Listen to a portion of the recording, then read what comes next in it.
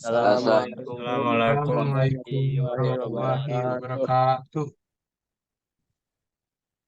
Kami dari kelompok 5 akan mempresentasikan materi tentang gaya gesek dan gerak dalam 3 dimensi. Kenalkan, nama saya Aditya Dwi Anggoro. Perkenalkan, nama saya Muhammad Rizky Bayhaki. Perkenalkan, nama saya Firman Ardiansyah Putra. Perkenalkan, nama saya Raditya Kanugraha. Perkenalkan, nama saya Yovani Manugroho.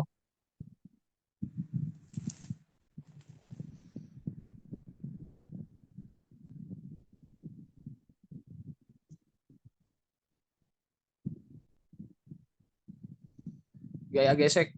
Gaya gesek merupakan gaya yang bekerja akibat adanya sentuhan dari dua permukaan benda. Gaya ini bekerja berlawanan arah dengan arah gerak benda. Gaya gesek dapat terjadi karena sentuhan antara permukaan benda dengan bidang lintasan. Maka ketika benda bergerak, akan terbentuk gesekan di antara keduanya. Contoh gaya gesek, misalnya saat kamu mendorong meja. Jika permukaan suatu objek kasar, maka gaya gesek bisa semakin besar, dan sebaliknya. Maka nilai besar dan kecilnya gaya gesek benda dipengaruhi kasar atau licin suatu permukaan benda lainnya.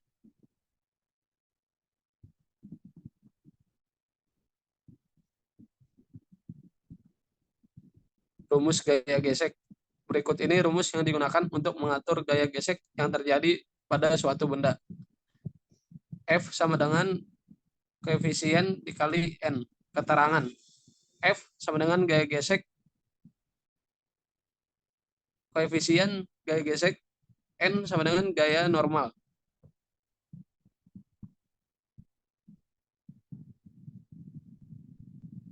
Jenis-jenis gaya gesek. Ada dua jenis utama gesekan, yaitu statis dan kinetis. Menurut jurnal The Physics Teacher, gesekan statis bekerja antara dua permukaan yang tidak bergerak relatif satu sama lain, sedangkan gesekan kinetis bekerja di antara benda-benda yang bergerak. Berikut penjelasan lengkap dan rumusnya.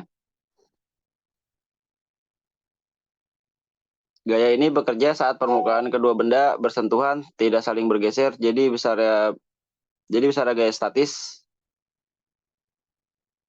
Jadi besar gaya statis dapat kita ketahui dari hasil koefisiensi gesek statis dikali gaya normal benda. Berikut rumus gaya gesek statis. Fs sama dengan koefisien S kali N. Keterangan Fs besaran gaya gesek statis. Koefisien S adalah koefisien gesek statis. N adalah gaya normal. Koefisien gaya gesek adalah besaran yang dipengaruhi kekasaran kedua permukaan benda yang bersentuhan.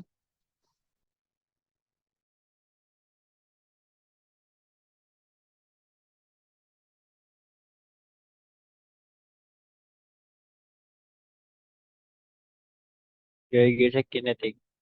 Jenis gaya ini bekerja saat permukaan benda yang bersentuhan saling bergerak kebalikan dari gaya gesek statis. Gaya gesek kinetik berlaku pada benda yang bergerak. Berikut rumus gaya gesek kinetis, yaitu Fk sama dengan koefisien K dikali N. Fk adalah besaran gaya gesek kinetis. Koefisien K adalah koefisien gesek kinetis. N adalah gaya normal. Perbedaan gaya gesek statis dan kinetik. Gaya gesek statis merupakan gesekan yang terjadi antara dua benda padat yang tidak bergerak secara relatif satu sama lainnya. Gaya gesek statis terjadi pada saat suatu benda meluncur ke bawah pada bidang miring. Gaya gesek kinetis atau dinamis terjadi ketika dua benda bergerak relatif satu sama lainnya dan saling bergesekan. Koefisien gesek kinetik pada umumnya dinotasikan dengan koefisien K dan biasanya selalu lebih kecil dari gaya gesek statis pada material yang sama.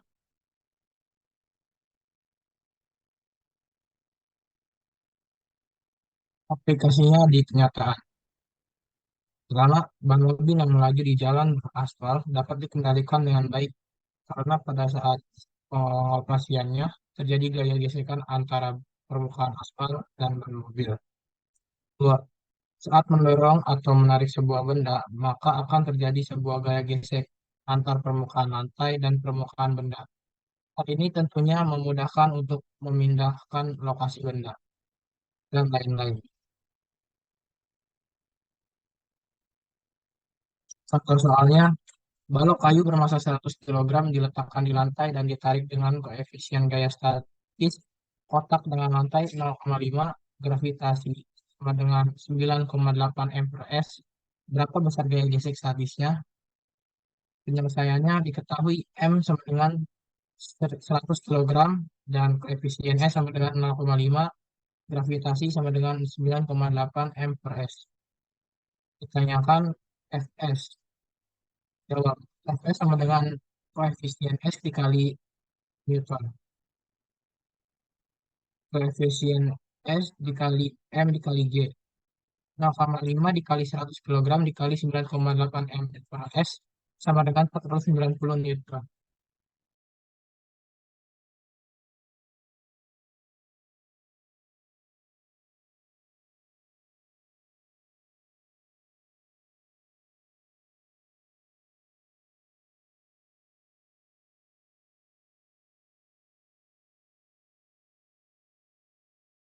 Next slide lagi.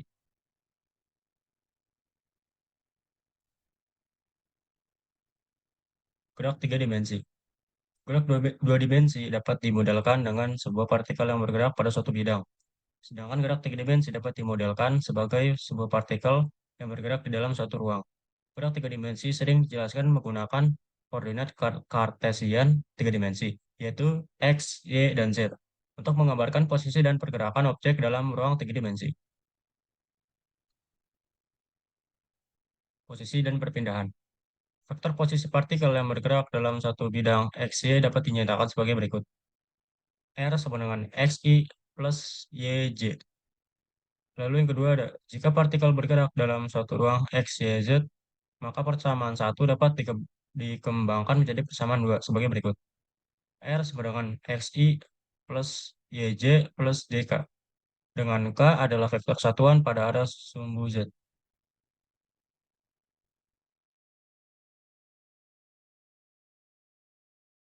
Posisi dan perpindahan. Perubahan posisi untuk gerak 1 hingga 3 dimensi memiliki definisi yang sama, yaitu perubahan posisi. Jika suatu partikel berpindah dari posisi awal RI ke posisi akhir RF, dalam suatu ruang maka vektor perpindahannya dapat dinyatakan sebagai berikut. Dalam kurung, delta R vektor sama dengan delta XI plus delta YZ plus delta ZK, dalam tutup kurung. Dengan delta X sama dengan del XF dikurang XI, delta YF sama dengan YF dikurang YI, dan delta Z sama dengan ZF dikurang ZI. Indeks I untuk menyatakan komponen posisi awal atau inisial, dan F untuk menyatakan komponen posisi akhir atau final position. Besar perpindahannya dapat dinyatakan dengan persamaan sebagai berikut. Dua kurung, nilai mutlak delta R vektor sama dengan akar delta X kuadrat ditambah delta Y kuadrat tambah delta Z kuadrat. Kurung. Lanjut. Kecepatan dan percepatan. Jika besar perubahan posisi terjadi selama rentang waktu delta T, maka besar kecepatan rata-rata partikel dinyatakan sebagai berikut.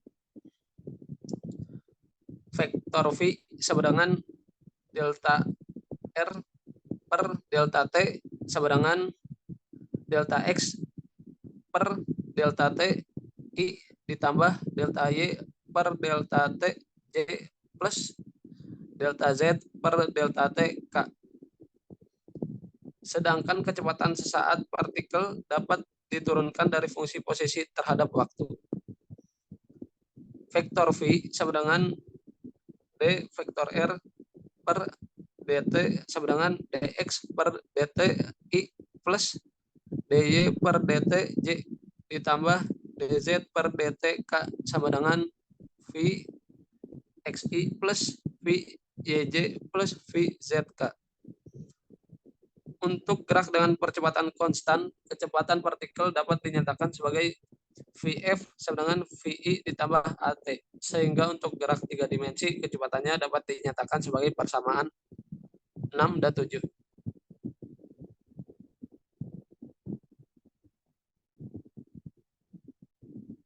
Yuk lanjut.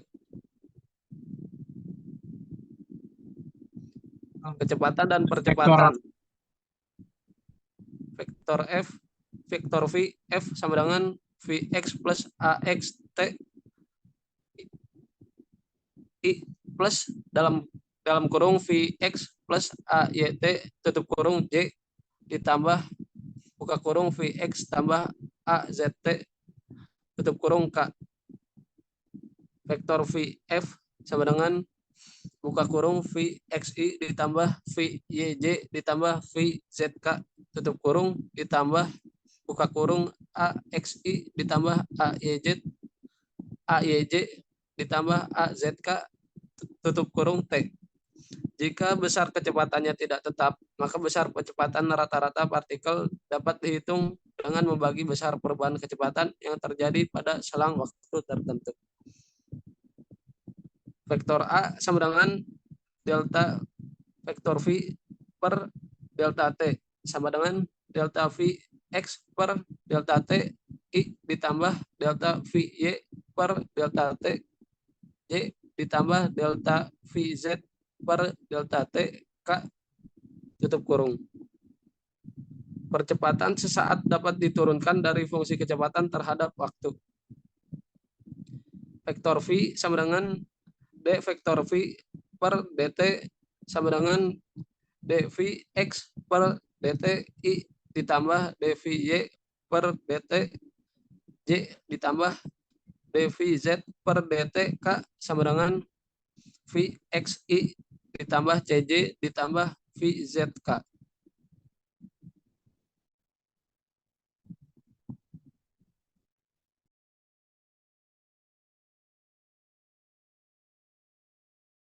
Contoh soal. Sebuah objek bergerak dalam ruang 3 dimensi dengan kecepatan 2m per s kuadrat min 3s min 3 min per s kuadrat 1m per s kuadrat.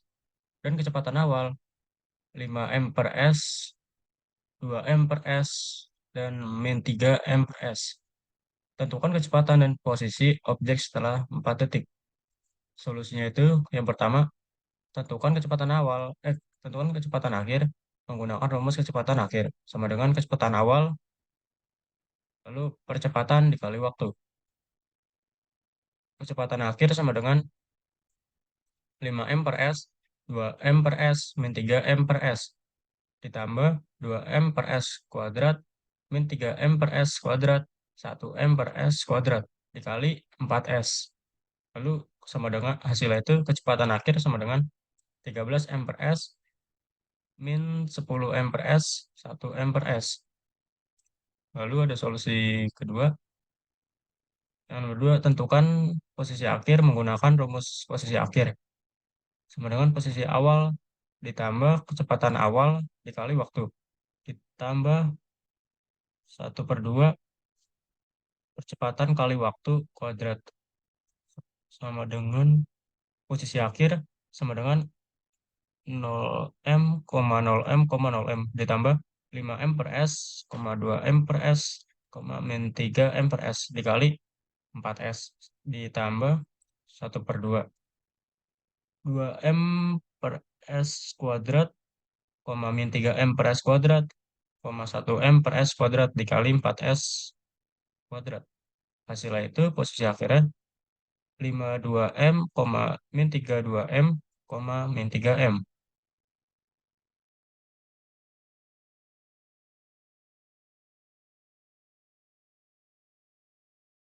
Apakah ada yang ingin bertanya?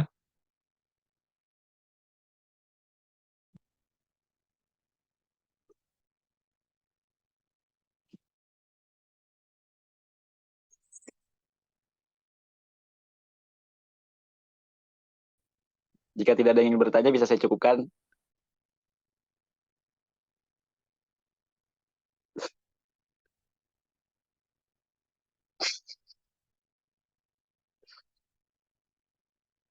Ayo tutup lama banget.